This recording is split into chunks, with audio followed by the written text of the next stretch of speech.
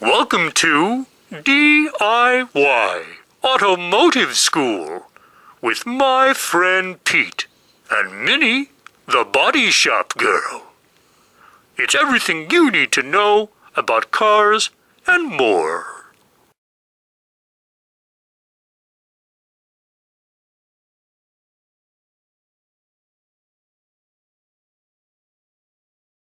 How you doing? This is Pete over at Southwest Rod and Custom. We're located in Dallas, Texas, and what I'm going to do is I'm going to show you some tips. Okay, I'm going to show you a secret tip that most body shops, most professional businesses don't even do. Okay, this is something that you can do at home, and what we're talking about is removing surface rust. Okay, now surface rust is a major contributor to a crappy paint job, believe it or not. If you don't remove that surface rust and treat it properly, what's going to happen is years down the road, your paint job is going to start looking like crap.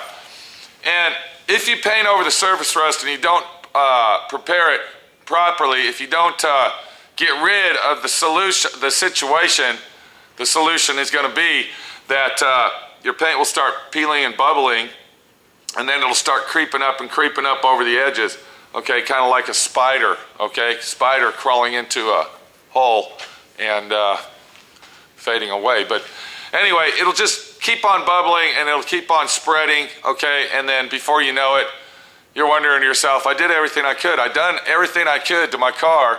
I spent thousands of dollars and thousands of man hours on painting my car and doing it the right way. Why is this looking like this? Why is this got these bubble looks here? Why has this got this imperfection look, this rough finish, when I know I sanded it down and I did it like I was supposed to?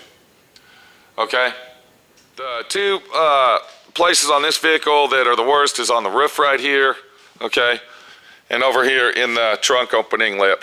All right, so we're going to concentrate on this trunk opening lip, and the procedure that I do on this vehicle will also apply to the roof section of the car, and we'll probably go ahead and show you how to do that too as well. So if you own another vehicle besides a Mustang, if you own a Dodge or a Chevrolet or maybe a Toyota or a Mazda, it doesn't really matter. Anything that's made of metal can be treated this way and can be cured. So enough bullnarchy, enough chit-chatting. Let's get on with the show. The first and almost always most thing that you want to do before working on any car or anything at all that might cause harm to you or your body or anybody around you is always wear your safety. So always wear the proper safety equipment that it takes to do the job that you're working on. I got my safety glasses here, and they're a little bit dirty. That ain't gonna work, so. Hey, I work here, okay? My shop is usually real clean. I've been working trying to make a living here, okay? Give me a break, all right?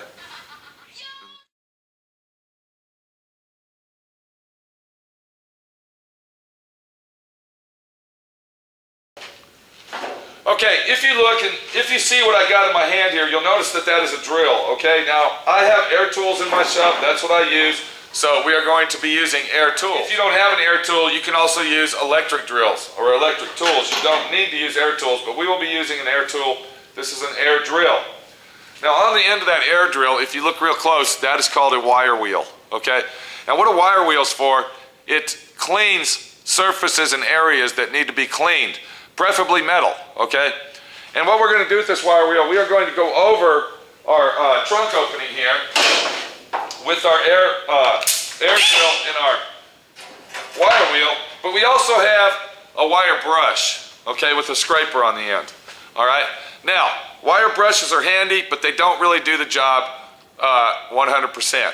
So we're going to start out with the wire brush. I'm going to show you how to use the wire brush to get all the rust particles out of the vehicle. If you notice when I'm using this, I'm applying pressure to the wire brush as I use it, okay? And what that's going to do, that's going to actually scuff and rough up our surface that we're trying to prepare.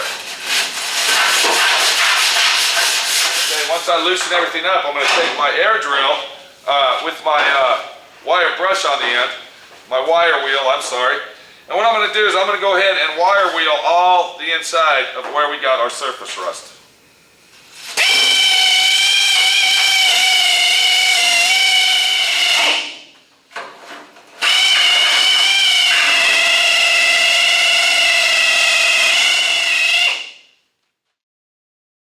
This is a good tip for everybody to know when you're using your wire,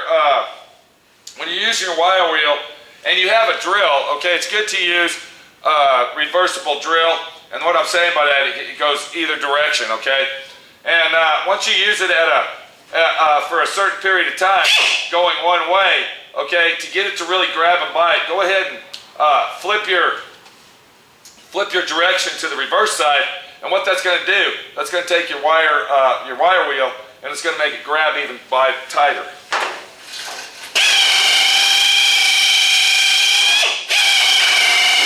So you can see just by the dust forming in the air that from me turning my wire wheel to go in reverse, okay, turning my drill to the reverse mode, it actually made it grip harder. So now I'm going to go ahead and turn it back, okay, and I'm going to go back over it one more time. Then we'll go over to the other side of the vehicle and repeat the process that we just did on the left side of the vehicle.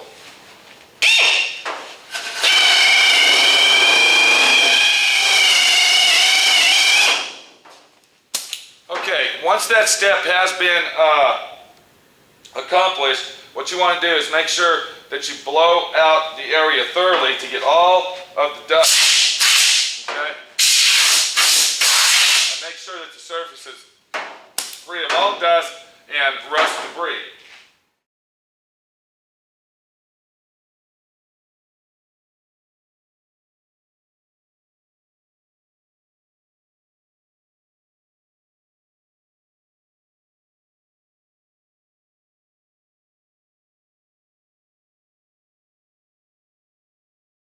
Thanks for watching D.I.Y. Automotive School.